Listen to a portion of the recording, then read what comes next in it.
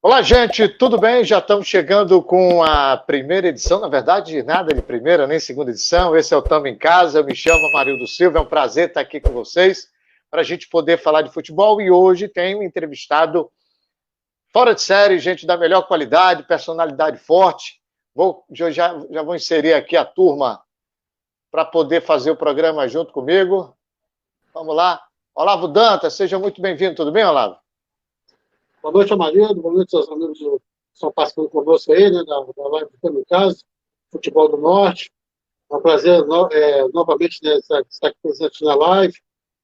Como você bem pegou e falou, recebendo um convidado para lá de especial, né, que é o professor Aderaldo Venezuela, com mais de 40, será 50 anos dedicados ao futebol, né? Então, realmente, hoje uma noite bastante especial. Legal, eu vou também inserir por aqui o meu amigo Alexandre Almeida. Alexandre, boa noite. Tu estás em Rolim de Moura, Ariquemes, Ji-Paraná. Vilhena, eu sei que tu não está. Ou deu tempo de retornar para Porto Velho. Boa noite, Alexandre. Boa noite, Amarildo. Boa noite, Olavo. Agradecer hoje também a participação do nosso convidado, o Aderbal Lana, grande treinador da nossa região. E durante a semana, Amarildo, eu tive em Ariquemes, tive em Vilhena, tive em Rolim de Moura, ou seja, bastante movimentada a semana. Mas tu estás agora onde? Está em Porto Velho? Retornei para Porto Velho hoje. Tá certo. A turma já está cumprimentando por aqui. Boa noite, estamos juntos. Amarildo aqui em Guajará-Mirim, Rondônia. Ali falamos de Rondônia, ó. Guajará pintando. Silas Dias, esse é torcedor do Clube do Remo, está também deixando a mensagem dele por aqui. Valeu pela audiência. E claro, nosso convidado, agradecer a presença e por ter nos atendido. Aderbal Lana, seja muito bem-vindo. Obrigado, hein? Obrigado por atender o Futebol do Norte numa semana de semifinal, numa semana de jogo importantíssimo aí para o Princesa dos Solimões. Seja bem-vindo, Lana. Sim, Amarildo. Boa noite. Satisfação mais uma vez com você, com o Alexandre. Abraço a todos aí. Estamos aí para participar aí com vocês daquilo que interessar as pessoas que estão nos assistindo, a vocês e a todos os desportistas aqui do Amazonas e do Brasil inteiro. Legal, o Aderbal vai conversar conosco. Até já informo ao internauta que quando a imagem de repente der uma travada, é porque o Aderbal está em Manacapuru. Então, Manaus ocorre também problema de internet. Manacapuru nem precisa falar também, não é fácil não. Alexandre, eu costumo sempre fazer a apresentação dos parceiros, que são vocês, e a apresentação do convidado, mas eu deixo livre a tela para que os colegas possam iniciar o circuito de pergunta, de questionamento para o nosso convidado. Fique à vontade, pessoal. Começar então já aqui, professor, obrigado por participar do nosso programa de hoje. Queria que você falasse um pouquinho sobre essa equipe do Princesa. Uma equipe que, no início, desacreditada, mas que chegou com força e mostrou o seu valor durante toda a competição do Campeonato Amazonense e chega a uma semifinal a 2 jogos de uma Copa do Brasil e Série D em 2022. Alexandre, o Princesa, eu vim para cá para me ligar ao Rafael Madi, que é um dirigente que realmente merece que a gente trabalhe com ele, porque é muito sério, muito objetivo, não deixa nada para trás. E convidou para vir aqui ajudá-lo num projeto que ele está iniciando aqui na cidade de Manacapuru, que é aproveitamento dos jogadores regionais, ou seja, aqui da cidade, e dessas comunidades que tem aqui, as margens do Rio Solimões, né, algumas cidades como Anamã, e assim por diante. Essa equipe foi montada praticamente em 12 dias. Realmente ninguém esperava que acontecesse o que está acontecendo. Nós éramos uma equipe que todo mundo ia ganhar. E com muito trabalho, com muita dedicação, se tornou a equipe a ser batida dentro da competição. muito feliz com isso, porque tenho trabalhado com jogadores que nunca disputaram um campeonato profissional, alguns subindo de base, né? E a base aqui no Amazonas não é muito forte, mas a gente empregou um método de trabalho com eles que tem dado certo, né? E eu espero que isso continue até o final do campeonato. Mas, a princípio, e a bem da verdade, nós podemos dizer que nós não tínhamos nenhuma pretensão de chegar aonde chegamos. Evidentemente que a gente trabalhava para que tudo desse certo, mas a gente sabia das dificuldades que ia ter pela frente. Um campeonato difícil se tornou difícil, só uma equipe que saiu dos parâmetros altos, né, dentro da nossa competição, que foi o Iranduba, mas todas as outras equipes, todas elas contrataram, todas elas têm folha de pagamento altíssima, e a minha folha aqui praticamente é inexistente. Mas está tudo correndo bem, tudo está dando certo, Deus queira que continue assim. Nosso entrevistado é o treinador Aderbal Lana, que hoje comanda o Princesa dos Solimões, a equipe que chega às semifinais do Campeonato Amazonense, o Amazonão, temporada 2021. Participa do programa comigo o Alexandre Almeida, do Futebol do Norte, e o nosso convidado, o Olavo Dantas. Olavo. Boa noite, professor Aderbal. Boa noite, Alexandre. Um prazer estar recebendo o professor Aderbal lá aqui no programa, né? O professor Lana, o senhor já começou até a falar, já estou um pouquinho na pergunta que a gente vai fazer aqui. Nós tivemos um campeonato nas quartas finais muito equilibrados, né? Fora aí o confronto entre o Manaus e o JC, existiu uma diferença aí, né, entre o Manaus e o JC. Os outros 3 confrontos nós tivemos grandes jogos, inclusive que vale ressaltar 2 partidas, né? Ou seja, jogos de 180 minutos, Princesa e Penharol, né, São Raimundo e o Amazonas, né, e o Clipper Nacional. Eu, particularmente, professor, estou achando o campeonato com um nível muito bom, além de muito equilíbrio, né, um campeonato de um nível técnico muito bom, inclusive com muitas boas revelações. Gostaria que o senhor falasse um pouco, né, o Alexandre pediu para o senhor falar mais a respeito da equipe do Princesa, né, que o senhor falasse um pouco mais do campeonato. O que o senhor está achando do campeonato, da questão da revelação de valores, né, do nível técnico da competição? Olavo, um abraço, Olavo, amigo. Olavo, é o seguinte, cara, a gente viu o Clipper buscando alguns jogadores já rodados aqui no futebol do Amazonas, né? A maioria deles, todos tinham já participado de campeonatos por diversos clubes. Charles, centroavante, que é jogador que fez aí 4 ou 5 gols na competição, retornou ao futebol depois de 1 ano e pouco, voltou a trabalhar no Clipper.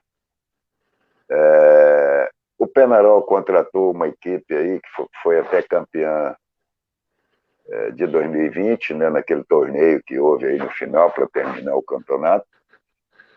O JC também de Itacoatiara, muitas contratações, praticamente nenhum jogador da casa.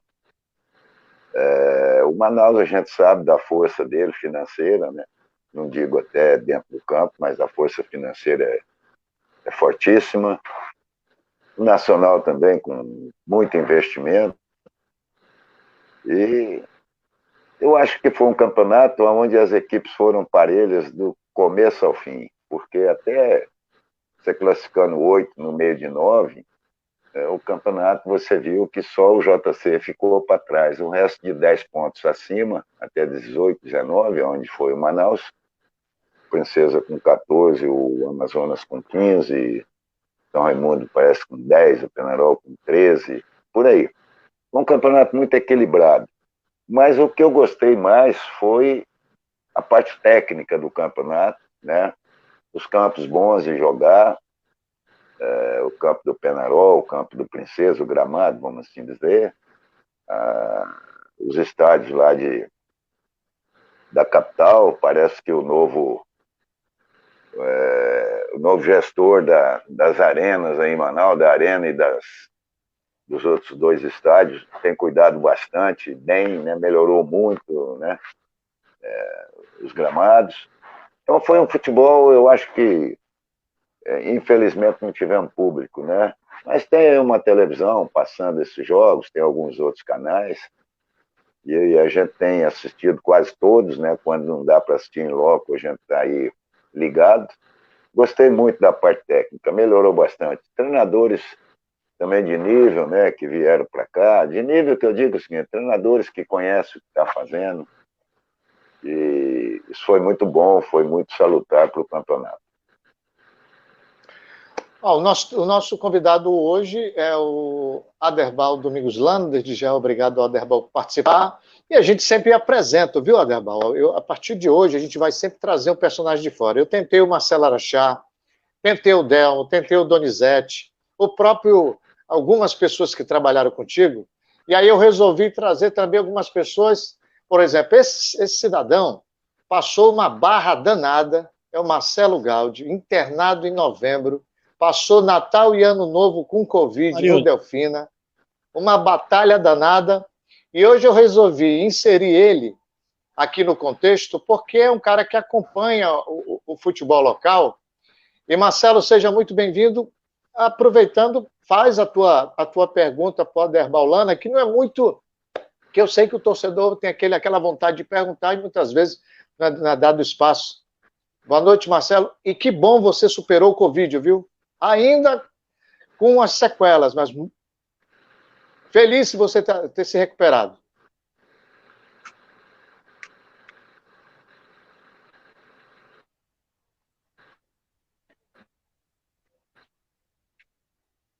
Tem que liberar o teu áudio, Marcelo. Parece que bloqueou ali o áudio do Marcelo Gaudi. Assim que ele ajustar o áudio, a gente vai. Enquanto o Marcelo não tenta ajustar o áudio, que o Aderbal se posiciona melhor ali o seu retorno, tem chovido bastante aí em Manacapuru. Ontem eu conversei com você, acho que foi ontem, Aderbal, e aí tu me dissesse, Amarildo, rapaz, não dei nem treino, cara. Negócio brabo, dor na região lombar, que você falou agora há pouco.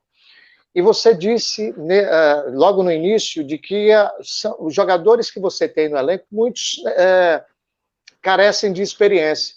O que você tem utilizado, o que a tua comissão, teu grupo tem utilizado para poder dar confiança para esse grupo e fazer uma equipe que não estava no circuito de chegar a brigar, a postular a final do campeonato e fazer com que ela chegasse até esse ponto, Aderbal? Marildo, a gente quando diz aí, às vezes, na imprensa, hoje eu estava nas redes sociais vendo alguns comentários, e eu, quando iniciou a competição, eu disse que a gente não aspirava nada na competição. E quando chegou agora, na 10ª rodada nossa, vamos para a 11ª, eu disse que a minha equipe está no limite. Mas tem torcedor que às vezes não pega um dicionário, saber o que você estava, qual a palavra que você diz, né? Não sabe interpretar uma frase. Quando eu disse que a minha equipe está no limite, para mim, eu vou chegar lá onde você me perguntou, o início da sua pergunta, a minha equipe está jogando o que pode jogar. Por isso ela está no limite, ela não está cansada. Ela está no limite daquilo que ela pode jogar. E isso, respondendo a sua pergunta, ela foi trabalhada para isso. Cada jogador está fazendo e jogando dentro do seu limite, daquilo que ele pode jogar. Foi isso que a comissão passou aos jogadores e, para isso, deu treinamentos que a gente até inovou alguns, mas cada um com seu método de trabalho. E as coisas deram certo, Maria. Os jogadores entenderam o que quer e estão jogando no limite. Não estão, avisando aí alguns torcedores das redes sociais, eles não estão no limite, estão cansados, não. Estão jogando no limite daquilo que pode jogar. É isso aí, Maria. Olha, tem uma pergunta fora do contexto, mas eu vou... que é a seguinte. Boa noite, amigos. Estou ligado em Ariquemes. É o Rony Aparecido. Ele pergunta de ti, Aderbal. O time do qual foi o melhor time? O do São Raimundo, tricampeão da Copa Norte, ou o Manaus do ano passado? Aí ele disse que, na opinião dele, é o Tufão, com Delmo, Jean Carlos, Ismael, Luiz Cláudio, Alberto e Cia. Era brincadeira, brilhantemente comandado pelo Lana. Um abraço do Rony Silva a todos. Queria abrir um parêntese sobre isso. Ainda vai se conseguir fazer uma equipe... Pode falar, Delmo. Esquece. Não, eu quero mandar um abraço para o Rony Silva, aí, obrigado. Pergunta num momento bom da gente responder. Não tem comparação a equipe do São Raimundo com a equipe do Manaus e com qualquer outra equipe que se formou no futebol amazonense de 99, 98, 99 até 2006, 2005, por aí. Não teve nenhuma equipe que jogou aquilo que o São Raimundo jogava, os jogadores que o São Raimundo tinha. Você tinha Iuna no gol, você tinha Marcelo Araxá, você tinha Alberto, tinha Sidney, você tinha Neto. Era uma série de jogadores de alto nível. Era tão alto nível que jogava contra qualquer equipe aí por esse Brasil e sempre enfrentando de igual para igual. Só não crescemos porque o olho de muita gente cresceu, né? Esquecemos do olho de pessoas que não jogam futebol, mas que dirigem futebol.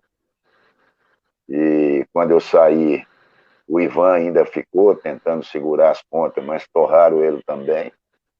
Aí começaram as grandes contratações, né? Porque o São Raimundo o Princesa hoje é o espelho do São Raimundo. O Princesa trabalha jogadores da casa como o São Raimundo fez no início. Foi um projeto meu e do Ivan. Quando eu cheguei da Arábia Saudita, ele me convidou para iniciar esse projeto com ele. Não era um projeto em si. Ele me chamou para ajudar ele aí, que ele ia montar uma equipe no campeonato estadual. E a gente fez aí na cidade, pegamos muitos jogadores da cidade, e depois começamos a olhar alguns jogadores que jogavam, também eram amazonenses, que jogavam em outras equipes, e pontualmente a gente foi trazendo esses jogadores, e depois começamos a buscar a nível de Brasil. Luiz Cláudio, Isaac, Marcelo Araxá, mas eram jogadores que vinham para jogar e pontualmente mostrado a eles o que seria feito. Então o São Raimundo cresceu por isso, e depois que começou, quando tinha 20 torcedores no estádio, você não tinha diretor, você não tinha presidente de conselho, você não tinha nada. Era eu e o Ivan. Mas quando tinha 40 mil, 50 mil pessoas no estádio, começou a aparecer os diretores, começou a aparecer o presidente do conselho, presidente de não sei o quê, presidente de não sei aonde. Aí entrava dinheiro, né? E o Ivan era um cara que fez um contrato com a diretoria como um contrato verbal, não tinha nada escrito. Aí o Ivan se tornou também, foi funcionário desses caras e está aí o São Raimundo, onde está hoje. Mas não vai. É difícil montar uma equipe como o São Raimundo aqui no norte do país. Alexandre, Olavo? Perguntado justamente sobre essa questão do São Raimundo, já que você adentrou nesse assunto, professor Debal, como é que foi para você formar aquela equipe e também segurar esses jogadores ao longo do tempo? Porque eles seguiam esse projeto, muitas vezes até acompanhei vários jogos da equipe do São Raimundo aqui em Porto Velho, e foi um dos incentivos para criar justamente o futebol do Norte. Queria saber de você justamente como foi essa questão dessa montagem dos jogadores e buscar peça por peça para montar a engrenagem desse São Raimundo. Veja bem, eu já tinha trabalhado com muitos jogadores, daqueles que vieram para cá, eu trabalhei com muitos deles em algumas outras equipes para esse Brasil aí. Quando eu vim para Manaus, é aquilo que eu disse inicialmente. Eu comecei a pegar jogadores aqui da terra, da cidade, jogadores que jogavam sub-20, sub-21, mais ou menos dentro dessa faixa etária aí. E com isso, nós já começamos a montar um protótipo de equipe. E como eu disse, comecei a buscar lá fora, pontualmente, jogadores que iam caber dentro daquela equipe que eu já tinha em mão. Aí onde eu cito o Isaac, o Marcelo Araxá, o Niltinho, né?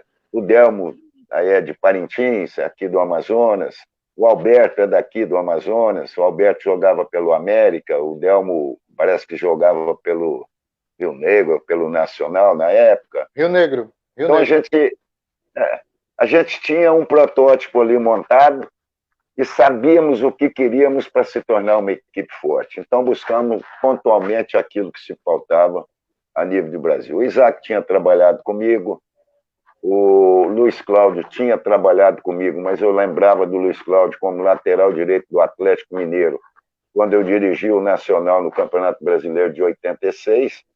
Eu me lembrava, ele era um garotão ainda, eu me lembrei dele, e depois ele trabalhou comigo, eu o trouxe para cá, e assim vieram alguns jogadores. E o São Raimundo, quando você pergunta por que segurou aqueles jogadores por muito tempo, porque ele mantinha um time de um ano para o outro, e aquilo, no ano seguinte, você trazia mais um ou dois, ia intercalando, né?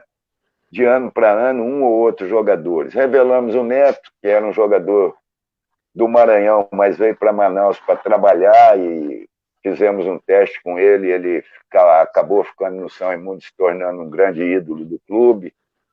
E assim por diante, Alexandre, com muita calma, com muita tranquilidade, porque o São Raimundo não tinha torcida, ele tinha lá, vamos dizer, 50, 100 torcedores que iam no estádio. E a gente teve muito tempo para trabalhar, os caras chamavam a gente de louco. Vocês querem que esse São Raimundo nunca ganhou nada e tal. Mas era um time que a gente sentia que tinha tradição, tinha pessoas já de idade que eram torcedores. Nós tivemos muita calma, muita tranquilidade. O Ivan é um super diretor. Eu fico chateado quando falam dele, né? Pessoas que não conhecem ficam falando besteira. Mas é um senhor diretor de futebol, um cara que tinha no Brasil inteiro condições de estar conversando. Quando nós disputamos a Série B, eu fiquei 5 anos na Série B com o São Raimundo. Eu saí antes do descenso, saí 2 anos antes. O Ivan tinha muita amizade com o pessoal que dirigia a Série B naquela época, que era um outro grupo, né? Era separado isso aí. E a gente trabalhava tranquilo, viajava tranquilo, contratava.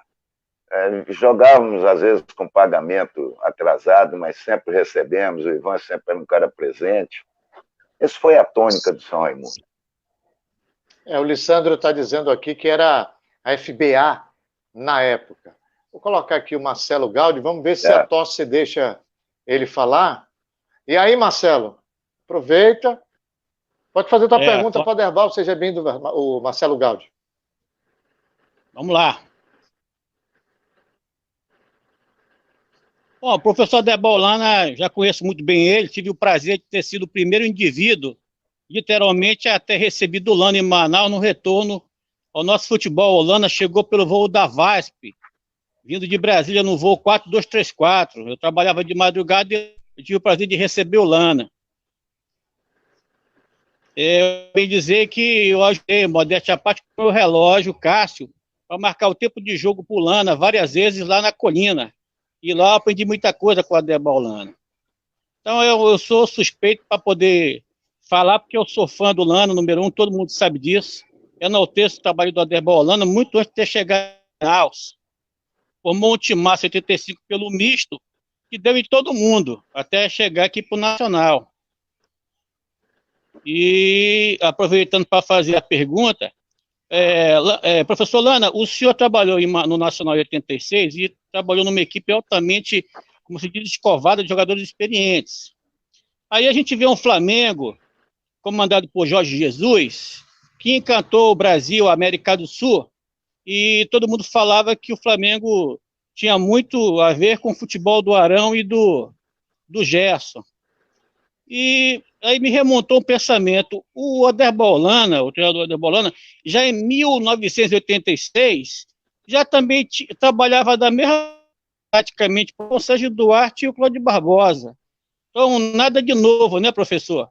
Uma pergunta, o que mudou de lá para cá? Futebol tem mistério? Porque o senhor sabe, hoje a turma que não sabe muita coisa fala palavras difíceis, marcação alta, marcação baixa, mas você deve dizer para nós com certeza qual era a diferença entre Sérgio Duarte e Cláudio Barbosa 86 para Arão e mesmo. A gente tem uma noção do que é futebol. Eu acho que deu para entender, né, Lana? Agora eu queria que tu contasse desse negócio do relógio Cássio Deu. aí. Rapaz, o Cássio é goleiro do Corinthians. Não, o Pega Cássio, nada que ele também. falou do relógio É o Cássio, seguinte, que ele... eu sei. Rapaz, é porque eu nunca usei relógio. Eu nunca usei relógio. Você pode ver na margem do gramado, eu nunca usei relógio. É verdade. Eu marco mais ou menos pelo tempo, né? A gente tem a experiência para saber em que minuto que você está, você erra com muito pouco. Então, às vezes, eu olhava para trás e perguntava, quanto falta aí, né, para o banco? E alguém que estava ali atrás sempre respondia, então isso é normal. Mas eu gostei foi do 4-2-3-4, no voo da Varig, da Vasco, parecendo sistema de jogo, né, cara? Ele lembra de tudo. É o seguinte, vou responder para ele. O futebol não mudou nada. O futebol, o pessoal está falando aí, vivo falando isso, eu me bato muito. O que está atrapalhando o futebol é a bola, né? Depois eu chego lá. O que está acontecendo no futebol é que o pessoal diz que o futebol se modernizou, futebol isso, futebol aquilo. O futebol está voltando nas origens de Garrincha, de Zagallo, naquele tempo, ou até mais antes.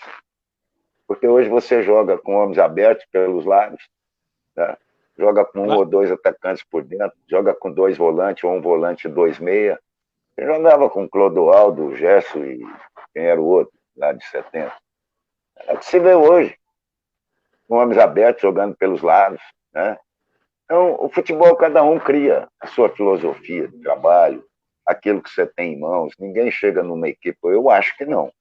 Ninguém chega numa equipe de futebol com um papelzinho no bolso e vou jogar no 4-2-4. Ela tem que chegar dentro de uma equipe, olhar o que ele tem em mãos, ver o que ele pode montar, o que é mais objetivo dentro de um sistema. Isso que estão usando aí, marcação alta, marcação baixa, marca mais no meio campo. Então, são nomenclaturas aí que o pessoal começaram a fazer uma matemática, 4-3-1, 4-2-3, não sei o quê.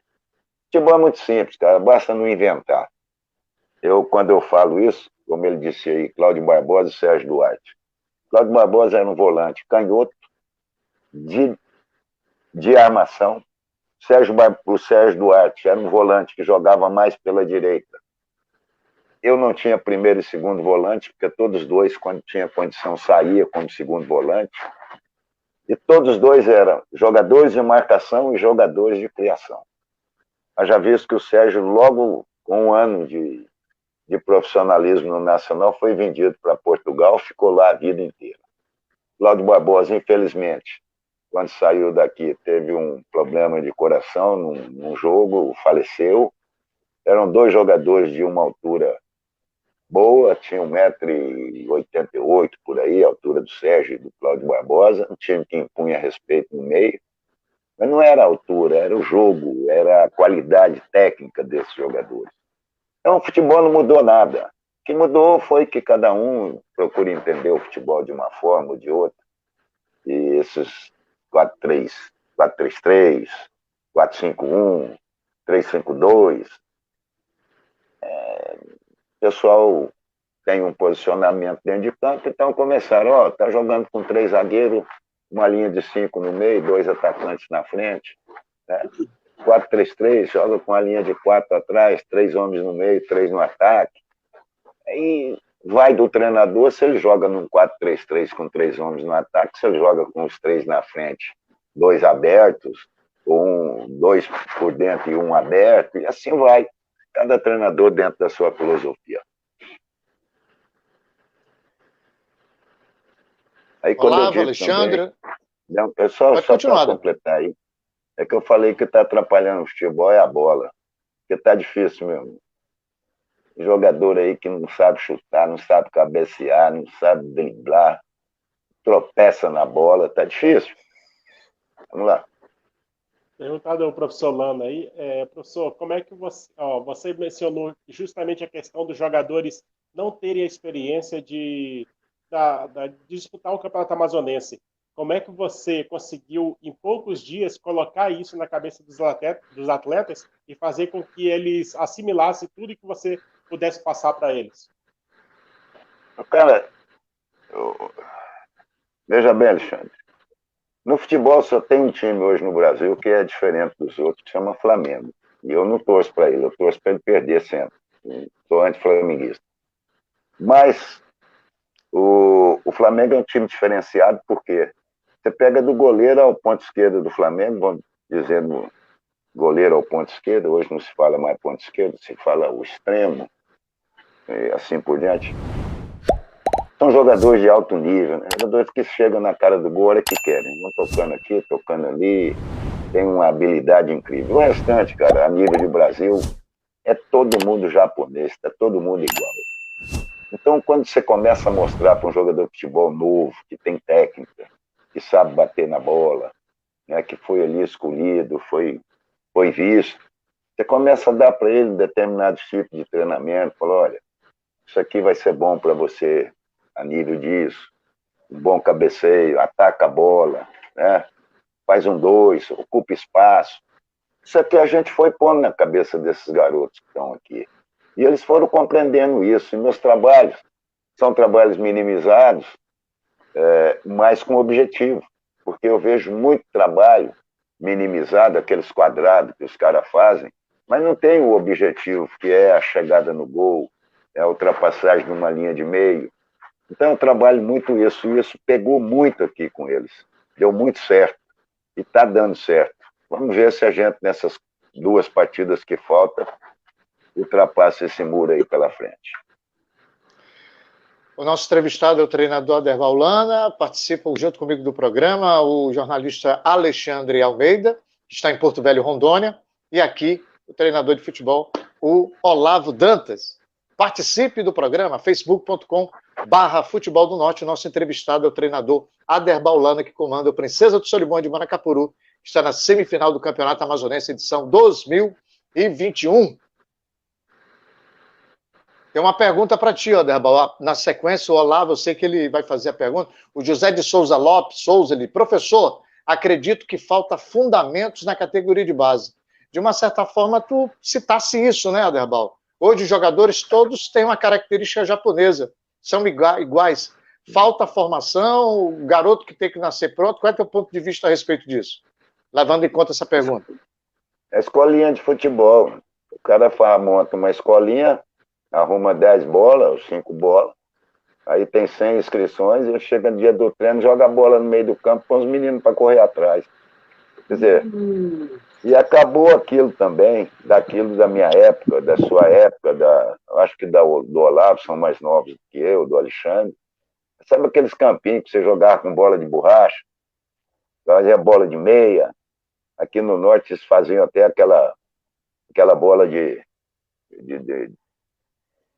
daquele que faz pneu aí, como é que chama aquilo?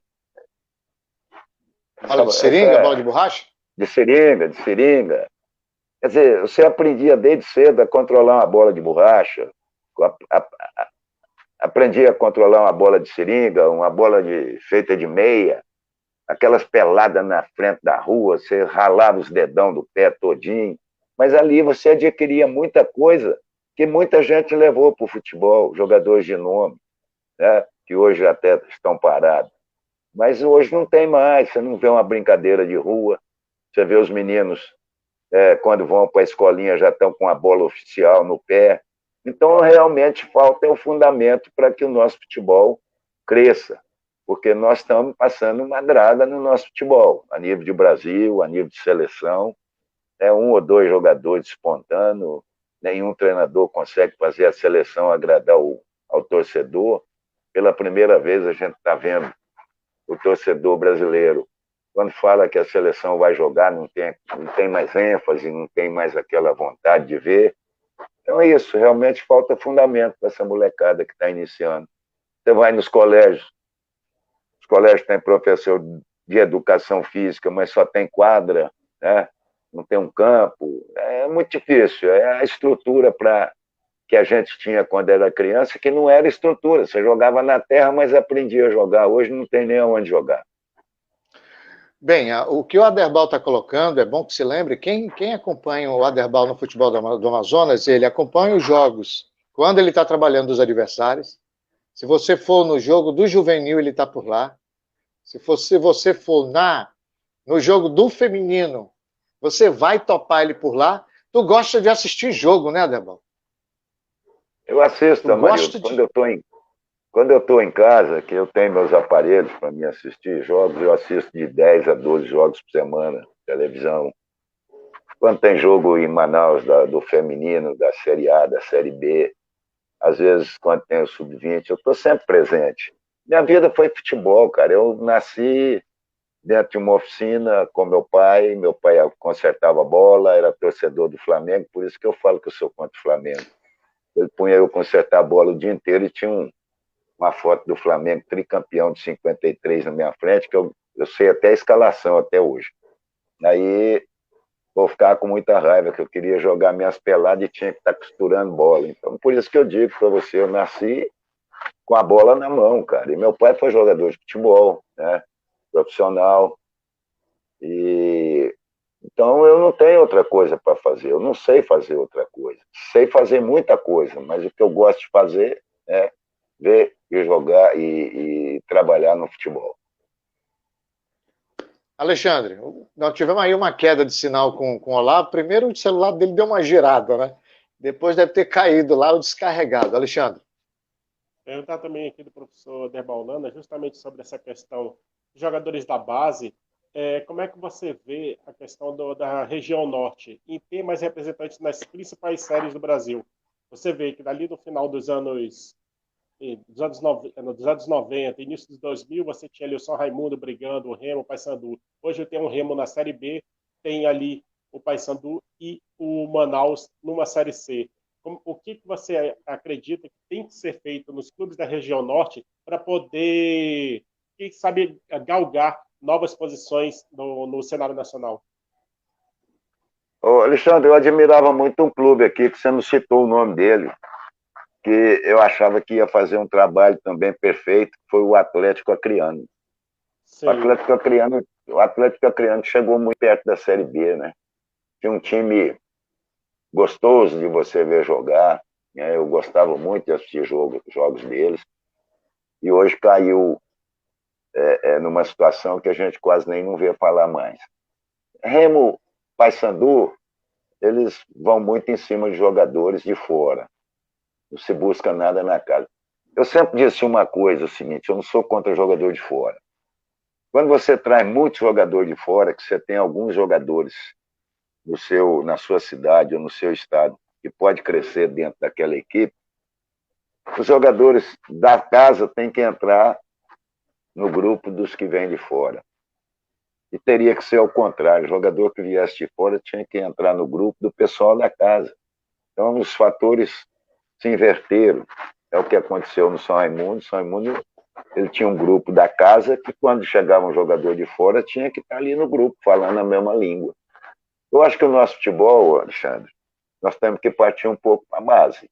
Agora, uma base organizada, não é base de qualquer jeito, não. Os caras fazem campeonato aí e empurra de qualquer jeito. Porque nós, no norte do país, eu acho que nós temos valores. Você vê o Remo, por exemplo, o Remo e o Paysandu têm valores na base que não são aproveitados. Você tem o Rony lá no Palmeiras, tem mais jogadores para fora, mas o cara vai lá e busca um de 35 anos para jogar aqui. Então nós temos que parar com isso, cara. Nós temos que dar valor aos nossos jogadores, a base, o jogador que tem o coração na cidade, o coração dentro do clube, porque é muito difícil você trabalhar só com jogadores de fora. O jogador de fora, ele vem aqui e joga. Se você ganhou alguma coisa, bem. Se não ganhou, amanhã ele está em outra equipe. O coração não fala, né? não torce. Então, a gente tem que ter muito cuidado, porque a saída é essa. Primeiro, essa pandemia trouxe e pôs os nossos clubes com o pires na mão. Segundo, se vai fazer um time hoje, você tem que buscar todo mundo fora. Não tem dinheiro para isso. Então, chegou o momento, aproveitar que essa pandemia foi uma coisa ruim para todo mundo, para muitas famílias, mas nós devemos aproveitar e começar agora a trabalhar em cima daquilo que nós não vamos conseguir porque não temos dinheiro. Então, vamos trabalhar a nossa base para que a gente tenha um futuro melhor a nível de Campeonato Brasileiro. Tem melhorado porque o Remo agora foi para a Série B, né? O Paysandu nascer, o Nacional nascer, o Nacional não, o Manaus.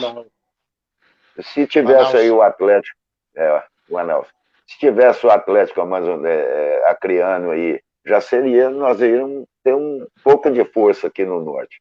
Nós devemos buscar agora galgar algumas equipes aí, pelo menos mais 2 equipes para a Série C, para ir fortalecendo a nossa região. Bem, o nosso entrevistado hoje no Tamo em Casa é o treinador Aderbal Lana, que comanda o Princesa dos Solimões, o Tubarão de Manacapuru, que está na semifinal do Campeonato Amazonense. Quero agradecer a audiência de todos, Lissandro, Moisés Abecassis. Estou disponibilizando o comentário e também as perguntas de vocês na tela. E, claro, você participa. O Marcelo Gaudi continua aqui em stand-by, mas infelizmente não consigo te colocar no ar, o Marcelo.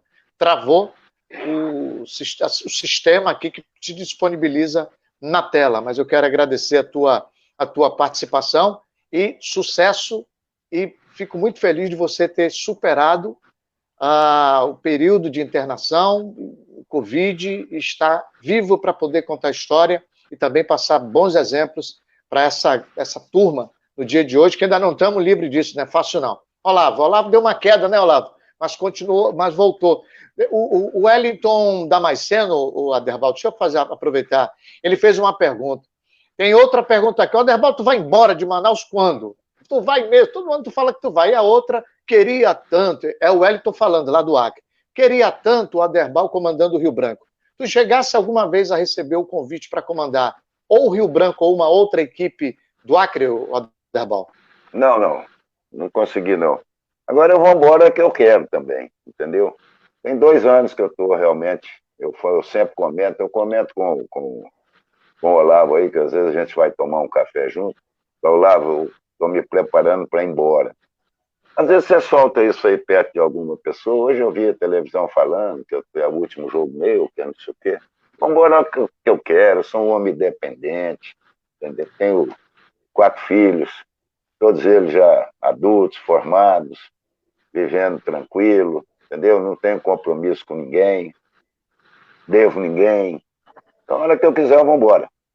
Na hora que me der na telha, eu entro no avião e vou embora. Eu tenho onde morar, tenho o que fazer, mas eu realmente sempre tenho pensado em ir embora de Manaus. Não tenho nada contra Manaus, eu acho que foi um lugar onde eu fui muito feliz, vivi bem, vivi tranquilo, vivo, né? Na hora que me der na telha, eu vou. Tudo bem. Olavo. Primeiramente, eu deixar um abraço para o pessoal do Luzia Estrela lá de Rio da Eva, o professor Zé Lopes, do Calheiro da Várzea, Leandro Lima, né, professor do Nacional, que trabalhou com Ana, meu amigo Renato dos Santos, Pindamonhangaba, São Paulo, Sandro, Itacoatiara presente com o professor Fernando Lage, né, atual campeão amazonense de futebol feminino, né, que vai representar o estado aí na Série A2 do Campeonato Brasileiro de Futebol Feminino 2021. Lana, eu gostaria de fazer aqui uma colocação do seu comentário, né? O Sérgio Duarte foi seu atleta no Nacional, quando começou a carreira de treinador de futebol, ele foi seu estagiário do Nacional também, quando no início da carreira do América, ele passou por você, e hoje, pelo menos no meu entendimento, o São Raimundo, um trabalho muito parecido com o do Princesa, né? Apostando nos valores locais, né? Equipes que começaram a competição de maneira desacreditada, que agora estão nas semifinais da competição. Eu faço a pergunta para o senhor, o que nós podemos esperar da equipe de São Raimundo? Né? Ou, assim, o que te preocupa na equipe de São Raimundo? Olha, o São Raimundo foi uma equipe que cresceu muito dentro da competição. Não diria assim, antes do jogo do Amazonas. É porque ninguém esperava, cara, que o São Raimundo tirasse o Amazonas de uma possível final do campeonato. Né? Um time de altos investimentos, o Amazonas, um time organizado, de pessoas sérias, e montaram esse time, trouxeram jogadores de nome, e que jogaram. Por exemplo, o Ibson tem muito nome, é um jogador já de idade, mas veio aqui e mostrou que queria jogar e jogou. O Marion também fez boas partidas. E o São Raimundo não tomou conhecimento disso. Foi para cima, ganhou, perdeu o primeiro jogo, ganhou o segundo e ganhou por merecimento, criou situações para ganhar o jogo. Me preocupa essa vontade que está a equipe. O Sérgio é um cara que gosta muito de um encaixe no jogo, né? A marcação forte, não deixa o adversário jogar. Então me preocupa bastante a equipe do São Raimundo. E por isso a gente está também treinando bastante para ver se a gente supera essa equipe. O Sérgio foi jogador meu, iniciou comigo o profissionalismo em 86, Campeonato Brasileiro da Série A na época, né? E sempre segui a sua carreira. Como treinador tem conquistas, e é sempre difícil você trabalhar contra um treinador que tem conquista. Porque o cara que é acostumado a ganhar, é difícil você abatê-lo. Então, você pega um que ainda treme um pouquinho na hora de uma decisão, é mais fácil. Mas treinadores que têm conquista, que sabe o que quer, é difícil de enfrentar. Então nós vamos enfrentar um bom treinador e uma boa equipe.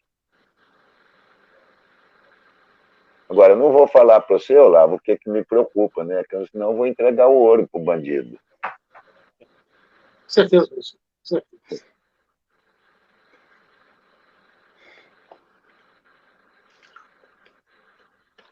Gostou, né, Alexandre? Contigo, Alexandre. Bastante. Eu queria te perguntar justamente com essa relação com o Sérgio Duarte. Você teve uma relação com ele como jogador, depois ele estando junto contigo numa comissão técnica, e agora você vendo ele desenvolvendo um bom trabalho na equipe do São Raimundo. Queria saber de vocês se vocês conversam entre vocês, se vocês trocam ideias, não antes desse jogo, mas se durante a competição vocês fizeram isso. É gozado, Alexandre. Nós somos amigos íntimos, né? Nós moramos perto um do outro. O pai dele era um cara que eu adorava, seu Peinha, na época. A mãe dele, a irmã dele, é minha amiga, amiga da minha esposa, entendeu? Meu filho, os dois, meu filho e o filho dele, o sobrinho dele e o filho dele, os três andam juntos, são amigos, né? E sempre estão lá em casa, né? O Sérgio a gente encontra mais na rua, ali perto, por ali, ou às vezes num campo de futebol, mas o filho dele, o sobrinho dele, o Lucas, que fez até o gol agora contra o Penarol, né, no gol da classificação, são amigos, né? Está sempre lá em casa, sempre batendo papo, né? A irmã dele, a irmã do Sérgio, Socorro. Então a gente é muito próximo, cara. Ali nesse último jogo que empatou 1-1, nós nem nos cumprimentamos depois do jogo, porque não há necessidade disso, a gente já é amigo no dia a dia, né? E o Sérgio sempre diz para as pessoas que ele seria um excelente treinador, ele é um excelente treinador. Eu acho que ele ainda tem muito futuro dentro do nosso futebol e às vezes até fora daqui. O nosso entrevistado é o treinador Ader Baulana. Obrigado pela tua participação. Continuo liberando aí para o Olavo, para o Alexandre, para fazer esse rodízio, a gente aproveitar ao máximo o entrevistado. Você que está acompanhando o programa, obrigado, compartilhe, curta, indique para o seu amigo, facebook.com/Futebol do Norte. Pode fazer a sua pergunta, como é o caso do Roberto Neri. Você acha que o Brasil ainda é o país do futebol? Ader Baulana. Roberto Neri. Não, é o país do futebol porque todo mundo gosta de futebol. Mas jogando futebol, nós estamos anos-luz atrás do futebol europeu. Você pega o campeonato espanhol, caiu muito agora, mas você pega o campeonato inglês, cara, o clube brasileiro para disputar o futebol, o campeonato inglês hoje, eu acho que não ia ficar bem colocado, não. Nós estamos um pouco atrasados. Agora, quando se fala, não é em sistema, não é isso. É na formação do jogador profissional. O Brasil tem, por ano, uma faixa de 1.000 a 1.200 atletas que saem do Brasil para jogar futebol lá fora. Fica 10, 12, o resto volta tudo. A disciplina é diferente, o entendimento tático é diferente. Então, o entendimento de treinamentos, do dia a dia, é diferente. O atleta é um trabalhador, o atleta respeita o clube. Porque no Brasil a coisa é meio largada, cara. Porque no Brasil o cara faz 2, 3 partidas boas, já quer aumento de salário. Eu não vejo falar isso na Europa. Lá o cara fez o contrato, vai cumprir o contrato. Você não vê quase que ninguém está sendo mandado embora. É muito raro isso, quase não acontece. Você não vê carrinho da maca em jogo no futebol europeu. Não vê a maca dentro de campo. Muito raro. Aqui o goleiro faz uma defesa boa, fica 2 minutos no chão. A bola sai, o outro goleiro de lá faz uma defesa, 2 minutos no chão. Qualquer encosto é falta. Nós temos que mudar isso aqui. Né? Começar pelas arbitragens, não digo que são desonestos, mas nós temos que ver. Você vê os nossos clubes quando disputam a Sul-Americana ou a Libertadores, o que sofre com a arbitragem. Porque o jogo tem que fluir, o jogo corre. E esse VAR aí, que eu não sou contra VAR também, não. Você está tirando a tesão do torcedor para estádio. Sai um gol, o torcedor tem que ficar calado esperando o VAR definir se foi gol. Isso não está certo, tem alguma coisa que tem que mudar. Tem que motivar o nosso futebol. O jogador de futebol profissional tem que entender que ele é um trabalhador. Trabalha pouco e ganha muito. Nós trabalhamos 1h30, 2 horas por dia. E os nossos salários são salários acima da média de qualquer brasileiro. Tem que deixar isso de lado e jogar futebol, ter disciplina tática, ter disciplina em todos os sentidos, como atleta, para que o nosso futebol saia desse marasmo que ele se encontra no momento. Clubes como o Corinthians, você vê clubes Ademar, como o Corinthians, o Marcelo Cruzeiro. Figueira, eu ia te fazer essa pergunta, mas eu vou compartilhar, vou dividir os créditos. Sim. Pode continuar, por favor. Estava dizendo de Corinthians, Cruzeiro, Vasco, Botafogo. Olha lá, tá dando dó do Vasco, né? É difícil, cara. Times tradicionais que eram como religião. Tá tudo aí, endividado, salários altos e nenhum benefício. Porque jogador de futebol é custo-benefício, cara. Você ganha, mas tem que dar algo em troca, como qualquer trabalhador. Pode falar, Marilda. O Marcelo Figueira, ele faz uma pergunta que eu iria que é a mesma que eu ia te perguntar. Você acha que ainda existe espaço para os estaduais? Os estaduais, nos últimos anos, eles vêm sendo achatados, né? Cada vez mais o calendário. Quando precisa de data, vai lá no estadual. Eu lembro que os estaduais chegaram a ter 41 datas, isso lá atrás. Aí foi baixando, caiu, ficou em 28, 26, 26, 28, e hoje nós temos 16 datas para os estaduais. Os estaduais estão com dias contados, levando em conta essa pergunta aqui do Marcelo Figueira, Ademar?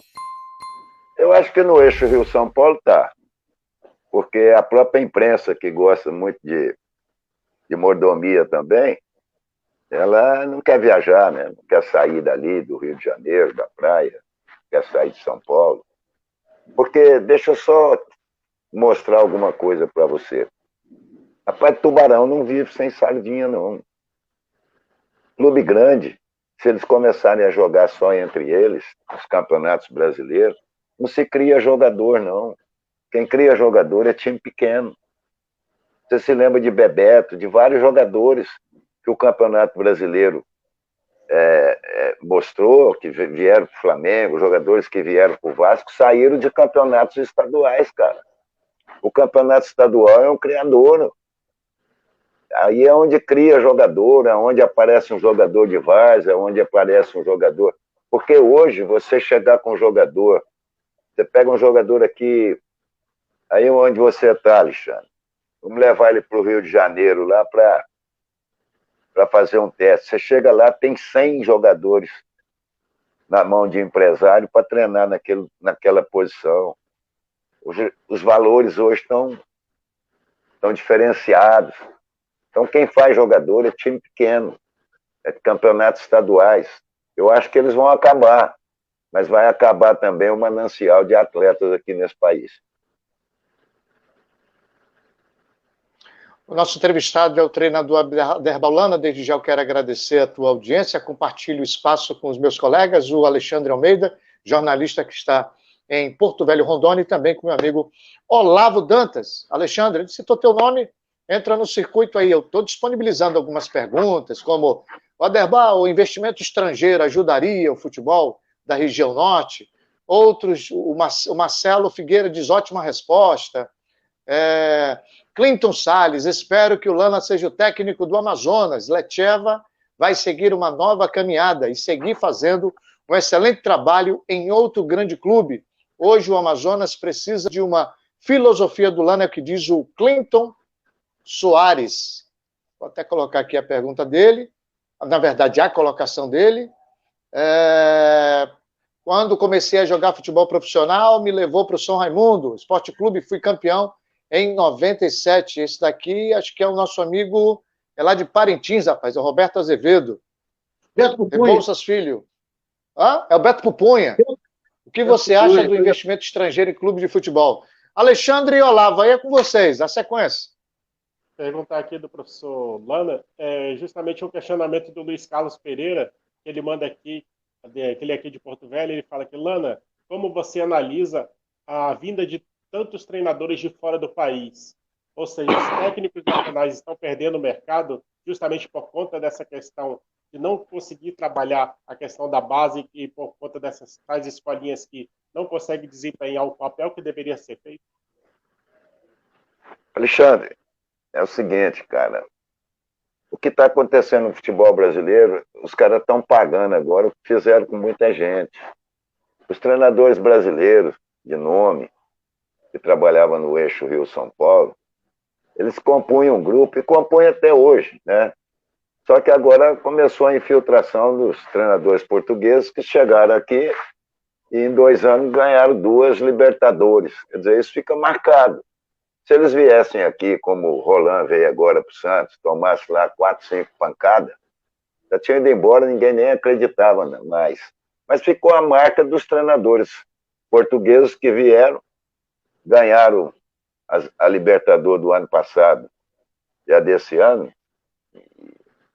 com o Jesus. E agora o Josualdo. O Josualdo levou pau, foi embora. Né? Os caras que não ganharam nada foram embora e saíram daqui escorraçados. A torcida do Santos soltando rojão no apartamento do Roland lá agora. O Roland pediu para ir embora. Agora, eu não sou contra treinadores estrangeiros, não, nem jogadores estrangeiros. Eu acho que é válido. É uma troca de ideias, uma troca de enxergar futebol. Cada um aprende um pouco um com o outro. Você não acha que o Jesus aprendeu alguma coisa aqui? Ele não só trouxe coisa boa. Ele também veio aprender. Ele aprendeu alguma coisa no dia a dia. Agora, os treinadores brasileiros estão pagando o que fizeram. Saía do Santos, ia para o Flamengo, saía do Flamengo, ia para a Ponte, saía da Ponte, ia para o Guarani. Ficava só entre eles. Agora eles estão vendo a infiltração, porque eles tinham comando aqui, tinham os empresários todos na mão deles, né? Faziam o que queriam. Agora eles estão pagando um preço alto. Tem treinadores aí que tem 10 títulos na mão aí, tem título de campeonato, está desempregado. Então, chumbo trocado não dói, né, Alexandre? Então, é o que está acontecendo. Não sou contra, eu acho que nós não vamos perder espaço, esses novos aí não vão perder espaço, mas tem uns treinadores que também, mesmo tendo condição de trabalhar, estão perdendo espaço. O Jairzinho foi um que fez uma boa campanha no Botafogo, depois que saiu de lá, foi para o Santos, foi para o Corinthians, não deu certo, perdeu uma grande oportunidade, né? Tem aquele outro também que treinou o Vasco, outro que treinou o Botafogo, tiveram oportunidade. Barroca, teve antes do Barroca, teve também outro lá. Alberto Teve um até que foi Roberto Valentim, então, Alberto Valentim. Então teve muitos treinadores que perderam espaço. Quando perde espaço, a mídia pedindo treinadores jovens, vamos dar oportunidade. O cara perde espaço, não consegue um bom trabalho, os caras estão buscando lá fora, né, cara? Porque o Abel, por exemplo, que eu acho que é um grande treinador, poderia ter continuado no Inter. É um cara também que está igual eu, nós estamos parando, né? E esses novos que vieram não estão fechando esses buracos, não, cara. Então, por isso, essa legião estrangeira começa a invadir o emprego de muitos treinadores aqui no Brasil. Isso vai de encontro ao que tu sentisse quando comandava o São Raimundo e se deparava com esses treinadores? Tu percebia a arrogância por parte de alguns treinadores, o Aderbal, quando estava comandando a Série B?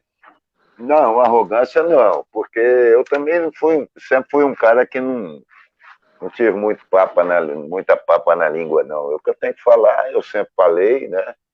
Mas eu tive muito contato com o Parreira, com o Oswaldo Oliveira, com o Filipão. Né? Esses caras me tratavam muito bem, me respeitavam bastante, porque sabiam que era páreo duro para eles, todos os jogos que a gente fazia contra, né? Mas eu nunca tive esse problema com eles, não. Tinha muito problema com o empresário, porque acontece coisas no futebol com o empresário, e se você ficar abrindo o que acontece aí, o futebol vai ficando cada vez mais feio, né? Então, eu nunca trabalhei com empresário, nunca ninguém me representou. Todos os contratos que eu fiz contrato eu e o presidente do clube, ou a diretoria do clube que me contratava. Treinei o Goiás, treinei o Atlético Goianiense, treinei o Vila Nova, né? Treinei o Misto de Cuiabá, treinei o Nacional, sempre ficando muitos anos nesses clubes. Treinei o São Raimundo aí, quando eu estava no São Raimundo, tive muita proposta para ir embora, mas eu tirei que eu não ia sair mais do Amazonas, ia ficar por aqui. Tentei sair em 2004, quando eu saí do São Raimundo. Aí em 2006 eu estava de volta, foi aonde eu parei por aqui, não quis sair mais para lugar nenhum e só trabalho por aqui. O Aderbal tem uma pergunta aqui, é do Jacozinho. Ele menciona o CSA, que, segundo ele, acabou com a base.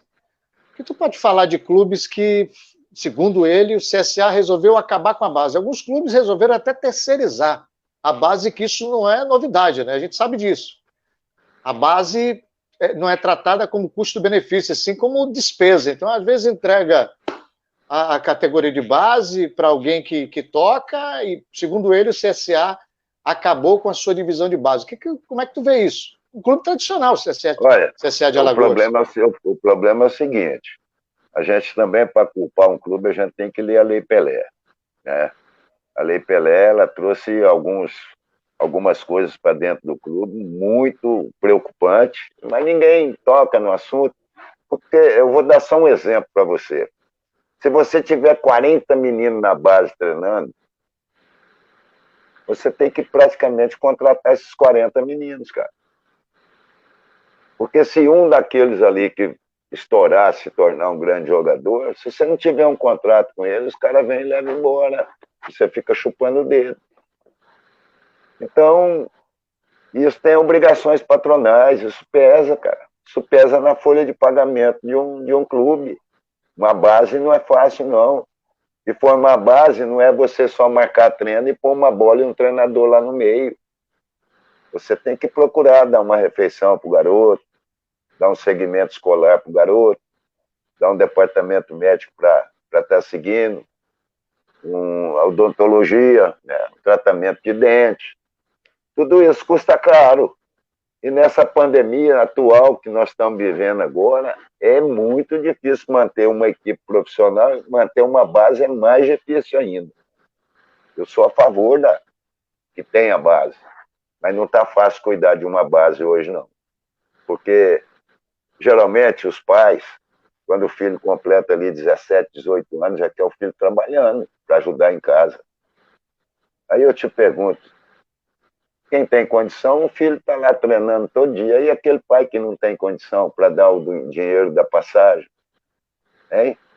Isso custa caro para os clubes. O Olavo seguiu lá no Nacional mesmo, o ano que o Nacional procurou dar uma organizada na base, ele viu lá como é que a coisa funcionava. Todo dia, cara, é 2, 3 ou 4 passagens de ônibus para cada atleta.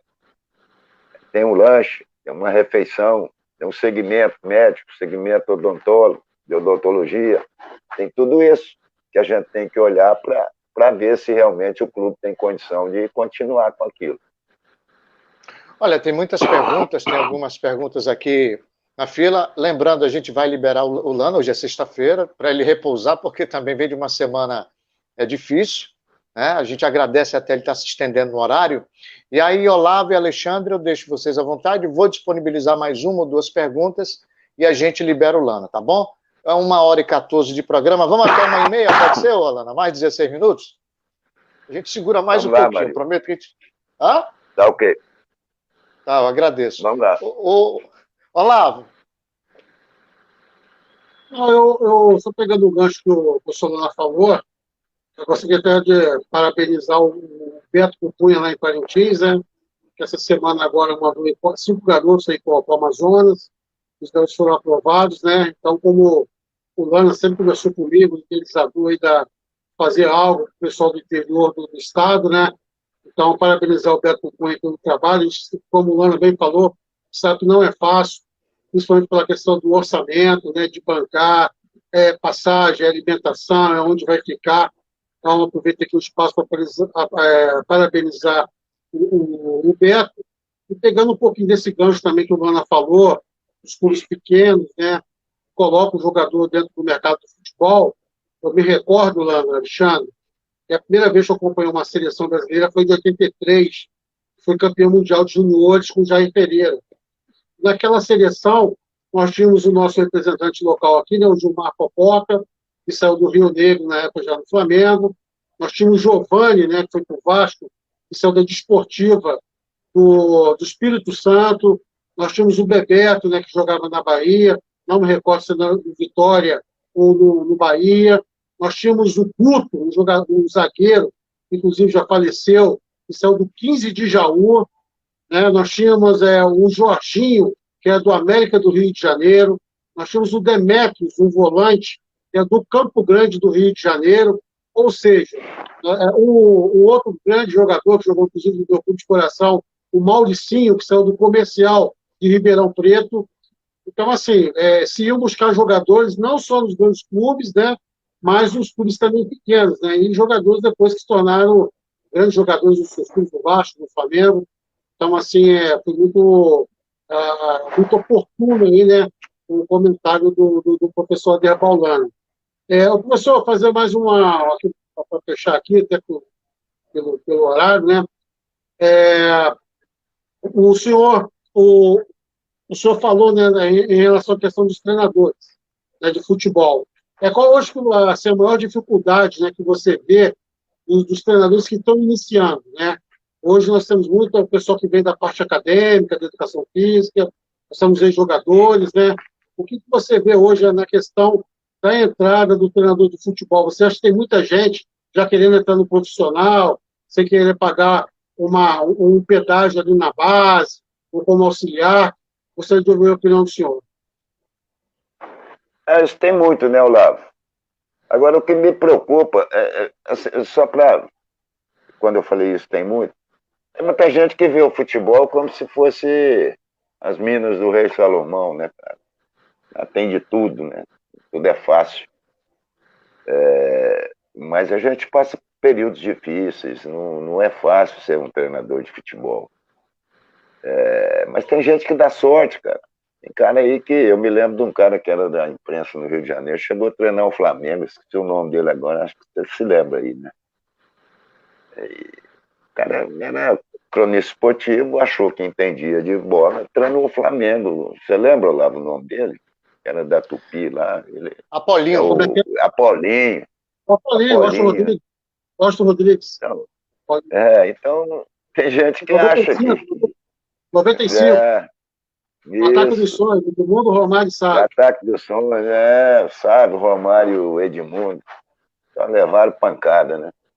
Mas Olavo, é o seguinte, eu acho que as federações também são culpadas, porque todas elas, quando você tem uma base em Porto Velho, tem times que têm base no estado, times que têm base aqui no Amazonas, você não vê uma federação promover um curso para esse pessoal que está iniciando, que estão treinando base. Porque a maior dificuldade de um treinador de futebol, hoje eu fico olhando assim na margem do campo, porque é uma profissão que está acabando, né? Porque eu acho que o treinador de futebol ele é contratado para montar uma equipe, levar a equipe para jogo, ter leitura de jogo e comandar a equipe.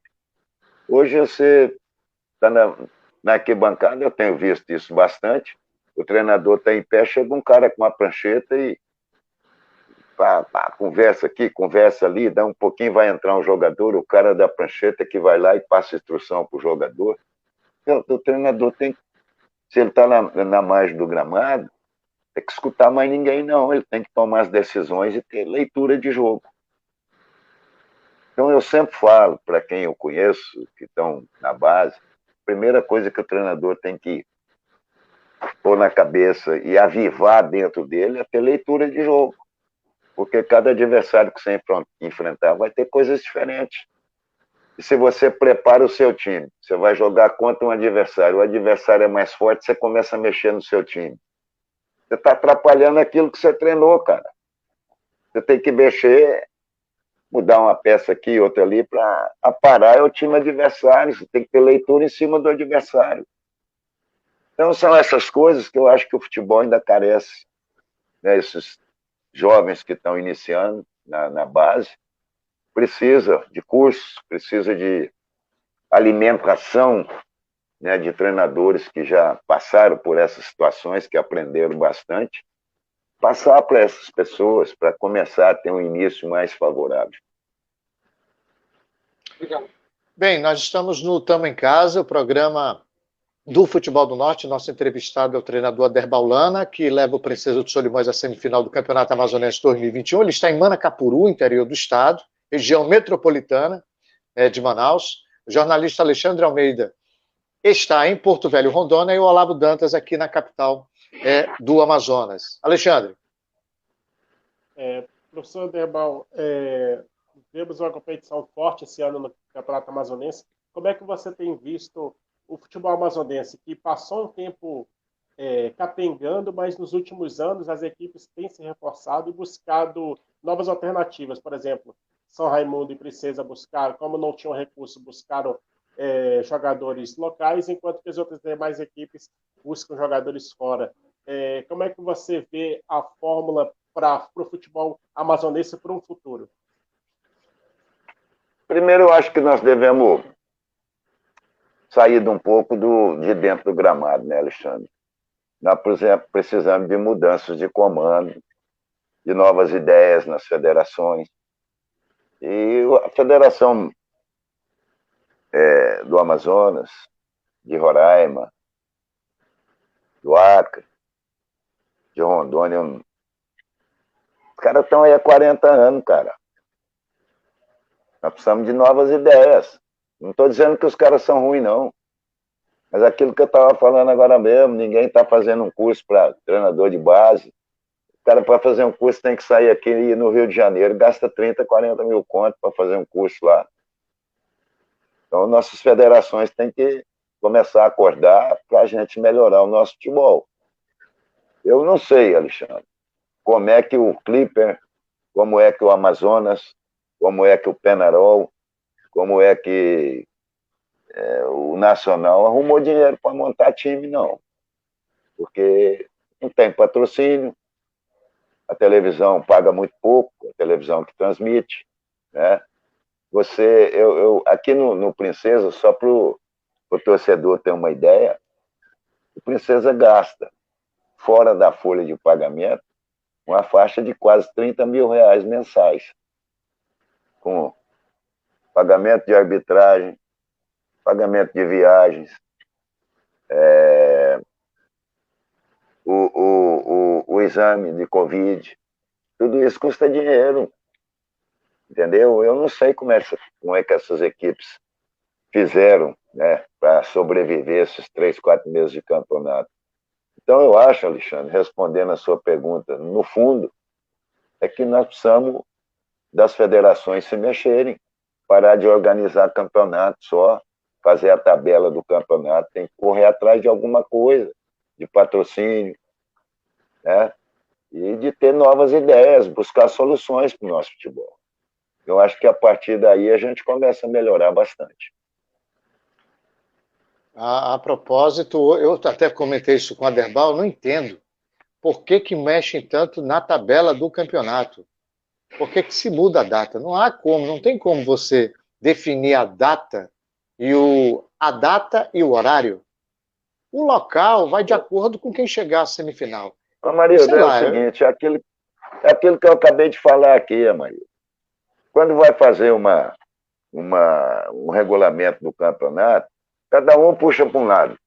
Não, tem que ser assim, tem que ser... A federação não impõe nada. Ela deixa os clubes brigarem. Aí quando chega no final do campeonato, igual está agora, eu estou vendo o nego reclamar. Porque se você buscar o regulamento do campeonato, o Amazonas já está na Série D do ano que vem. Entendeu?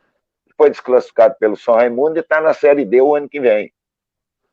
A outra vaga da Série D é para o vice-campeão estadual. Aí eu te pergunto, São Raimundo não tirou o Amazonas? E por que ele não ficou com a vaga? É porque valia a vaga para quem fosse o primeiro colocado da primeira fase do campeonato. Como o Manaus está na Série C, o Amazonas foi vice. Então a vaga é do Amazonas. Aí os caras reclamam. Eu não sou contra o Amazonas, não, ele está certinho. Legalmente é ele. Aí todo mundo reclama, mas pô, o Nacional vai chegar aí nas semifinais, o Amazonas não chegou. Regulamento. Entendeu? O que acontece é isso. Por isso que eu digo para você que nós temos que ter uma coisa mais forte, mais sólida, para não acontecer isso, mudança de horário. Aí vem a televisão e fala, não, eu só posso começar o jogo 4h05. O cara tem que aceitar, pô. Porque fizeram um contrato com a televisão, que ela tem os direitos adquiridos, e assim vai. Se não mudar, marido, se não tiver um pulso forte, uma federação que realmente imponha para organizar tudo, vai continuar do jeito que está. 2022, se não me engano, tem eleição. Na última eleição, tu concorresse, né? Concorresse como vice. Eu ia concorrer. Mas né? aí apareceu um cara que tinha condições de mais tempo para trabalhar, e que essa não é a minha função. Eu não queria ser presidente da federação, só queria tirar essa coisa que vem há 30 e poucos anos, né, cara? Chega. Aí eu entrei e apoiei o cara.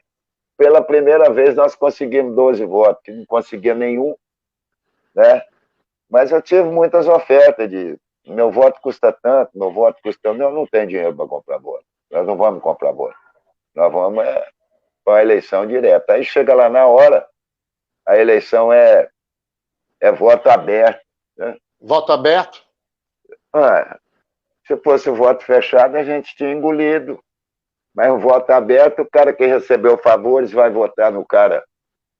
Falar, não, eu vou votar no outro. Como é que funciona? Né? Mas aí tudo bem, o cara está lá, está indo. Vamos ver até onde vai isso. Mas em 2022 tiver a chance... 27, eu vou... Oi. De 2022, se tiver a chance, eu estou cutucando de novo.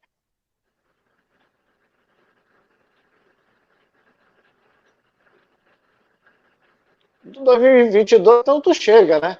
2022, então tu chega aqui, levanta a braço e diz, eu tô aí, hein? Ajudar algum companheiro que queira ser presidente. Eu já falei isso em algumas... Sim. Eu lembro que eu fiz uma entrevista contigo, acho que tu estava em Roraima, tu estava no Baré, e tu me dissesse, Mário, eu quero ser o superintendente, porque o Olavo deve conhecer bem o Aderbal nesse ponto. Eu conheci quando eu cobri o São Raimundo. Porque o torcedor pensa que o Aderbal é aquele cara que fica gritando na beira do campo, mas ele pegava a mochilinha lá do jogador, e para que tu vai levar esse monte de remédio, rapaz? Tu é médico, para que tu tá levando esse troço aqui na tua bolsa, só para excesso de bagagem? Tu vai jogar, rapaz. É 1 dia e meio, 2 no máximo e volta. Para que tu tá levando bagagem para 4 dias, uma semana, 20 dias? E o Aderbal é daquela linha de treinador que se preocupa com tudo. Talvez isso seja um dos fatores que diferenciam Olavo e Alexandre. A gente está chegando ao final, vamos aproveitar, eu compartilho com vocês as próximas perguntas. Gente, eu estou ficando no sufoco já. Vamos já liberar, vamos já encerrar. Alexandre, uma, Olavo, mais uma. Mandando um abraço aqui para o Maritaca, ex-diretor da equipe do Ji-Paraná, que ele fala que tece elogios para você, Aderbal Holanda, pelo trabalho que você realizou naquela época no São Raimundo, e ele relembra aqui que você elogiava muito a equipe do Ji-Paraná. Ji-Paraná que sofre muito com essa questão de trazer muitos jogadores de fora, e naquela época, Aderbal, curiosamente, utilizava muitos jogadores pratas da casa e dava certo. Isso. Eu cheguei a jogar contra o Ji-Paraná várias vezes, tinha um time forte, o pessoal que ajudava bastante. Eu gostava de ver o Ji-Paraná jogar, realmente. E não era só o Ji-Paraná, não. O norte do país tinha equipes fortes aqui, mas a gente, é aquilo que eu falo para você, a gente aqui agora começamos a ser descoberto, a ter alguma, né? A CBF parece que esse novo presidente aí, ele abriu assim uma condição melhor para os clubes. Essa verba da Copa do Brasil tem ajudado bastante os clubes menores, né? Você pega aí 600 mil reais, aí você faz futebol quase que 1 ano em determinados lugares. Então, a gente ainda vai ver o Ji-Paraná voltar, a gente vai ver muitas equipes aqui no norte ainda crescerem.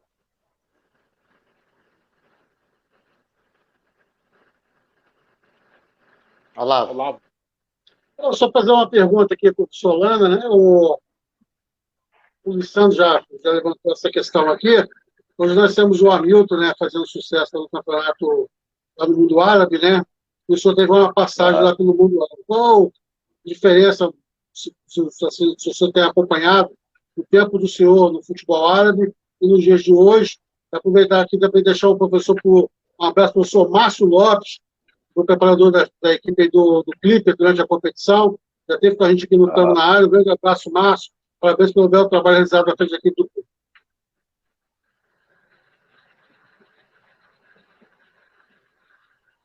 Tá comigo? Do Hamilton. Chega, Aderbal. Olavo, é o seguinte, cara, eu vivi no mundo árabe há alguns anos. Quando o Hamilton foi para lá, eu fiquei preocupado, porque o Hamilton é um cara assim, muito simples, né? Muito diferenciado de qualquer outro jogador que a gente já trabalhou. É uma pessoa de pouca interatividade, um grande jogador, né? Me lembro dele quando ele era goleiro, no Fast, na base do Fast. E depois ele no Peladão aí foi descoberto, acho que pelo Mitoso, que levou ele lá, ele era volante, depois começou a jogar um pouquinho mais na frente. Eu fiquei preocupado por essa forma dele viver, ele não é muito interativo e tal. E lá no mundo árabe a coisa é meio complicada de viver, né? O cara não pode ter defeito lá. O defeito do cara lá, ele tem que se esconder de todas as formas, porque é uma religião que para eles é normal, mas para a gente não é normal, porque é muita coisa que você tem que respeitar, cumprir, né? Então eu fiquei preocupado quando ele foi, mas graças a Deus parece que ele está se dando bem, já está com 8 gols lá, né? E no Kuwait também A religião é mais calma, mais tranquila, né? Eu tive na Arábia Saudita, que é encostado, mas é mais ferrenha, mais cobrança, né? Mas eu estou feliz dele estar lá e estar vencendo, ganhando os dólares dele, né? Deus queira que ele volte bem, como atleta, como homem e financeiramente tranquilo.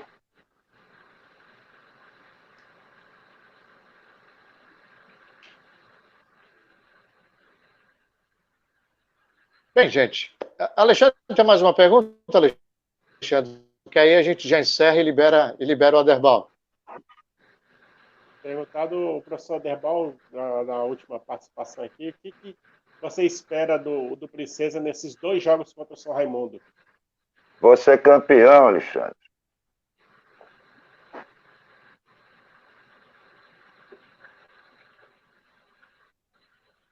Chegou aí?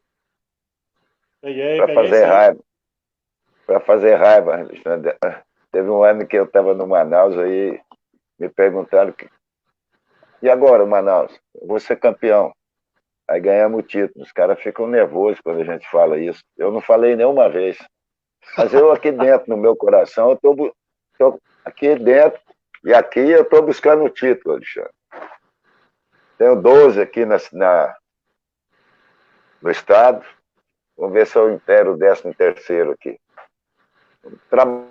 Cara, os meninos estão procurando de todas as formas, estão jogando no limite, mas nós vamos em busca desse título.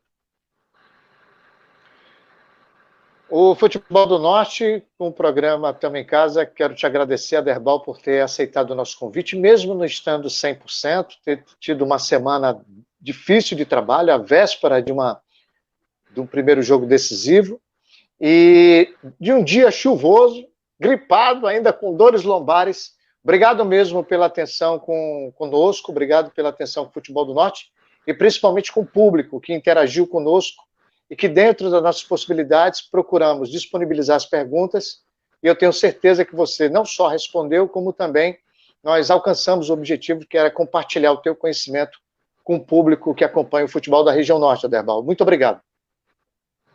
Eu que agradeço, e quero dar um abraço especial para o Alexandre, cara que começou essa batalha há muitos anos atrás, com o futebol do norte, né, Alexandre?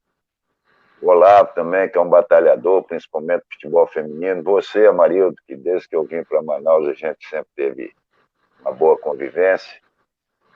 Mas fiquei muito feliz de estar participando com vocês. Espero que no futuro a gente possa, o Princesa ganhar o título e a gente fazer uma outra live aí mais alegre, mais sadia, no aspecto físico, né?